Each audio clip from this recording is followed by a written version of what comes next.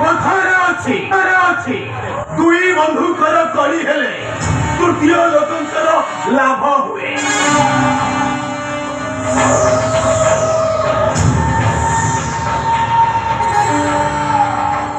ଗୋଟିଏ ପଟେ ଶିଳ୍ପପତି ଧନଞ୍ଜୟ ଚୌଧୁରୀ ଆଉ ଅନ୍ୟପଟେ ଶିଳ୍ପପତି ବିଶ୍ୱଜିତ ପଟ୍ଟନାୟକ ସମିକି ହେଇ ଉତ୍ତମ ବନ୍ଧୁତ୍ୱର ମାରାତ୍ମକ ଶତ୍ରୁତା।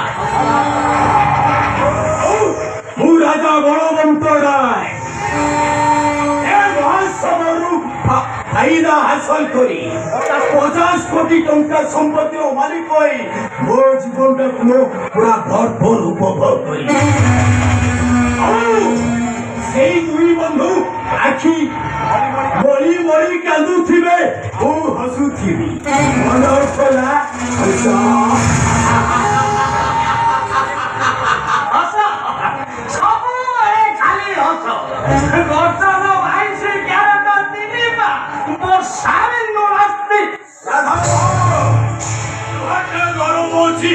ହାতুড়ি ମାର ନା ହାতুড়ି ମାରିବା ଦରକାର ନହେଲେ କିଛି ହେଇପାରିବନି।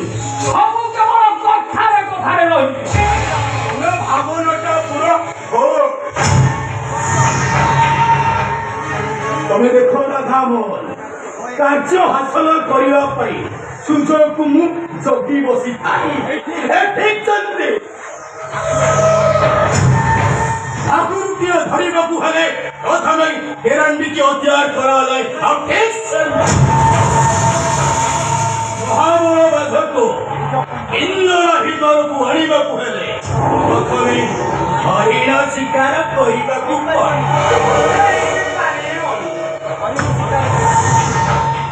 ହରିଣ ଶିକାର କରିବାକୁ ଏଠି ଜଙ୍ଗଲ କାହିଁ?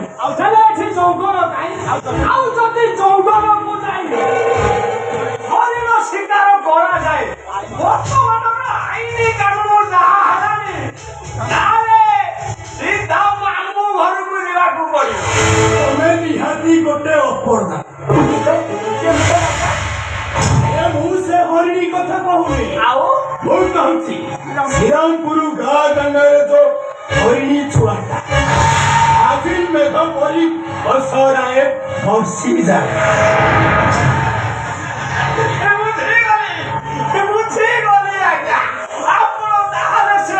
ହୋମିଓପାଥିକ ଡାକ୍ତର ମହେଶ୍ୱର ମହାନ୍ତିର ସାନ ଝିଅ ଗଙ୍ଗା କଥା କହୁଛନ୍ତି। ଆଜ୍ଞା ସେ ତ ଭାଜିବି ଘଟାଏ ନୁହଁ, ସତେ ଯେମିତି ଗୁରୁଗୁରୁ ଗୁରୁଗୁରୁ ହେଇ ମରି ଯାଉଥିବା ଛୋଟିଆ ଝରଣାଟି। ମୁଁ ସେଇ ଝରଣାରୁ ପ୍ରଥମେ ମିଠା ପାଣି ପିଇବି।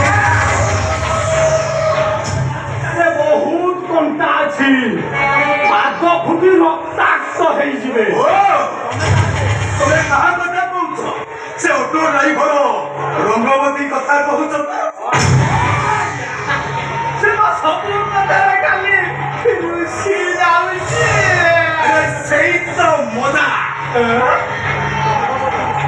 ରଙ୍ଗବତୀ ରୁଷିବ, ରାଜା ମିଠା ପାଣି ପିଇବ, କଞ୍ଚା ମାଂସ ଖାଇବ, ଆଉ ତୁ